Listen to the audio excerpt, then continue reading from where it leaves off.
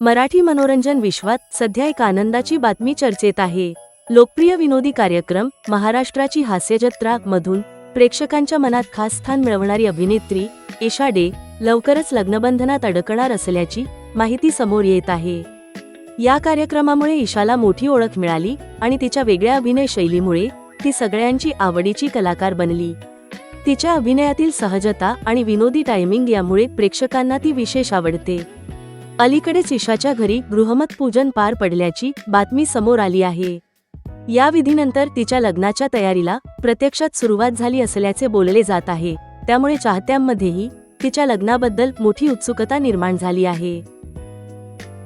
Isha day ही केवळ महाराष्ट्राची हास्यजत्रा पुरती मर्यादित नाही, तिने अया सुखी माणसांचा सदरा आणि गुलकंद यांसारख्या प्रोजेक्टमध्येही काम केले आहे।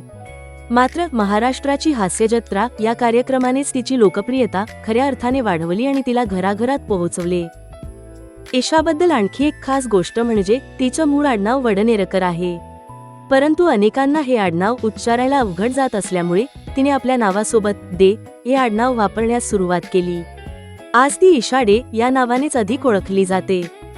दरम्यान ईशा डे नेमक्या कोणाशी विवाह करणार आहे याबाबत अजूनही कोणतीही अधिकृत माहिती समोर आलेली नाही। तिचा होणारा जीवनसाथी कोण आहे हे तिने सध्या तरी गुपितच ठेवले आहे।